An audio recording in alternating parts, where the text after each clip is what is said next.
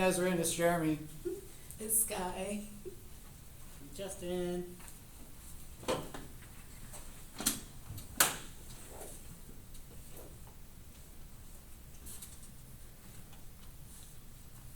Hi everyone, my name is Donovan, and I'm here today to talk about an incredibly important topic, men's mental health. It's a topic that often goes overlooked, and it's something that affects all of us, whether it's directly or indirectly.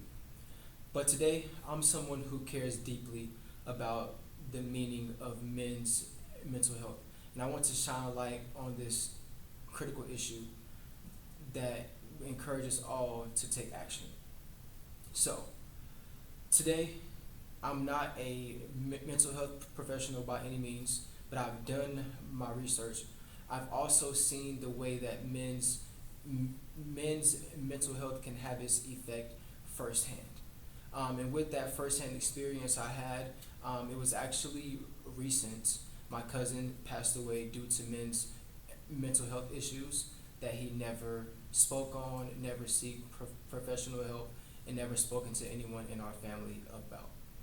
He ended up taking his own life due to having suicidal thoughts, and that led to him taking his own life. With that, I have this thing that I refer to as the three S's: the struggle, the silence, and the suffering. And I feel like my cousin faced all three of those. As far as the silence, he never talked about it. The struggles that he was facing in his life. He had three kids. He had a wife. His wife didn't work. So a lot of the responsibilities and the societal pressures that we have today, as it comes along, and on men today to have the responsibility to take care of the wife, take care of the home, take care of the household. I feel like that was a part of the struggle. And then last but not least, he was just suffering by bottling up all of those emotions as well.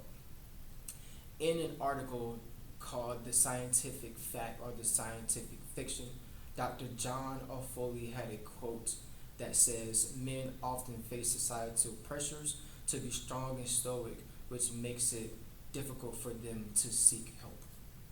But I'm here to inform you today that it is okay to not be okay. That seeking help is a sign of strength, not weakness. Dustin Hogan also had a TED Talk, and in his TED Talk, he had a rhetorical question that he asked the audience. Went down a list of things that he actually went through, and then asked the question: Is this a life worth living? Is my life going to be valuable in the next 20 to 30 years? And with that being the case scenario, here's where we can step in for people like Dustin to be able to provide him that help and to be able to provide him that support that he may have needed at that specific time in his life. Also, Will Smith had a quote in his book named Will, that was about him and about his life and how he also struggled with the mental health throughout his life. And that quote stated that men are never loved unconditionally. So, with that, I would like to transition into the statistics about men's mental health. There was a study from the Priority Group, which is a mental health group, that took a study and a poll on approximately 275 men. 70% of those men had a professionally diagnosable condition pertaining to mental health, regardless of if it was anxiety or stress or depression at some point in time in their life. With that being the case scenario, these aren't just numbers, these are people with real lives, with real struggles, and with real problems. This is leading to a silent epidemic that a lot of us just don't really speak about, and again, that is going to be men's mental health. Now, imagine a man that is silently struggling with his burdens, stress, anxiety, depression, whatever the actual case may be, and he's doing all of this alone.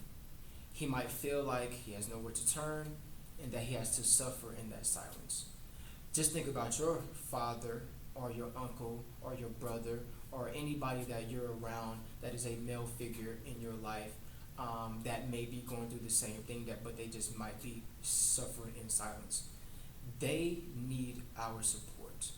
And what I mean by that is it's time to break the silence. It's time to create a world where men are encouraged to seek help and take action and not feel uncomfortable or embarrassed by seeking that help. So what can we do? What we can do, let's start by taking the first step of talking. Let's start let's start engaging in these conversations. Let's start asking those questions. Hey, how's your mental? How is everything going? How's life treating you? Even if they give you that surface level answer of, okay, or I'm doing all right, dig a little bit deeper. There's nothing wrong with that. It's always great to be more sure than unsure, right? Secondly, let's educate ourselves. On a day in and day out basis, I tend to try to at least educate myself on at least one more men's mental health fact. So honestly, what I'll do, I'll go on Google, I'll type in men's mental health, and then that will lead me to a new article almost every single day due to the unlimited amount of options that the internet provides you. And then thirdly, let's just break this stigma.